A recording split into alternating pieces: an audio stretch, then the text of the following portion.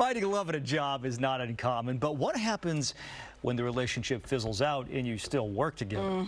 Court standing by with an expert to discuss some things you should consider before you, well, you know, I'm not going to use the expression that I'm going to say, but you know, I know what you're thinking. Exactly. Yeah, exactly. You don't want to do that. And be honest, because you have either seen it happen at your workplace or you may have been that couple. Rosalinda Randall joining us, our fantastic etiquette expert.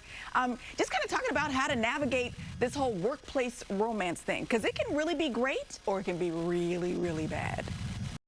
Yes.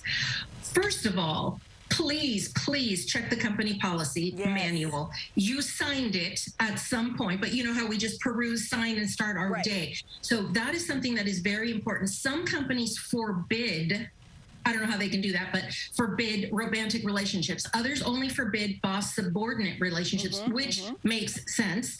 And then others, you must disclose it. Once you enter in a romantic relationship, there's even, some companies call it a love contract, where both parties have to sign that it is consensual, it wasn't terms of employment, and so on and so forth. And that reduces a lot of the liability of the company. And then both parties can't go, oh, she did this, he did that, or they did this. So that's one thing.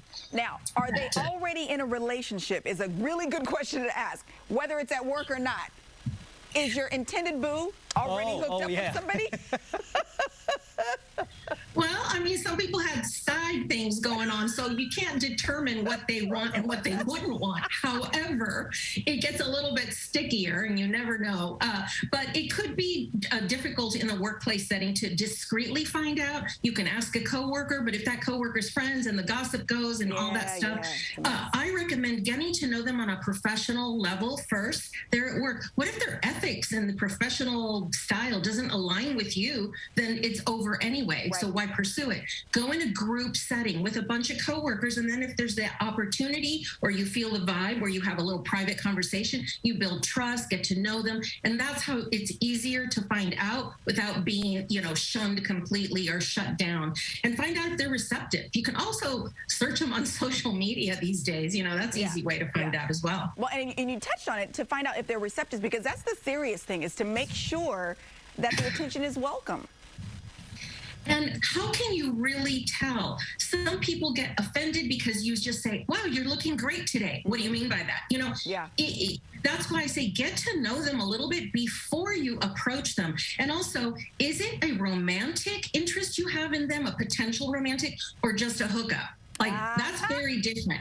And maybe they're thinking it's romantic or the opposite, and you're going to have problems right from the start if that's it. And in today's world, it is a very risky thing to approach someone and say, hi, would you like to go out sometime? Well, that's harassment. To some people, their level of sexual harassment, like I said, just even giving a compliment, unless they're loud and clear that they are interested or open to it, because you can also misread body language. You know, somebody goes, oh my gosh, and taps you on there. You think, oh, it's a little more, you know, personal. Even a smile or laughing at your jokes can be misinterpreted. Maybe they're just laughing. It doesn't mean they like you.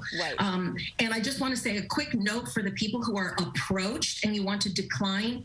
You know, unless it's some nasty, vulgar approach or proposition, okay, I get it. But just your basic, are you interested in me? Just go, you know, let's just leave things as they are. Or I have someone else. Or I don't date in the workplace. I mean, there's no need to go and report that person. I'm not telling you can't. But you know, if we want to make things a little bit less awkward, and if they don't accept your decline, your polite decline, then you might have to bring in management. All right. Rosalinda Randall with us for the first half, because what if the relationship works out? Then there's steps beyond that. So stick around. Coming up in the next hour, we'll dive into some of that. In the meantime, we'll link all the details for Rosalinda Randall on our website, gooddaysacramento.com, under show info and today's date. We'll see you in a bit, my dear.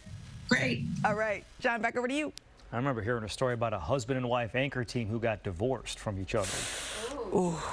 But had to be on TV next to each other. That is rough. All right.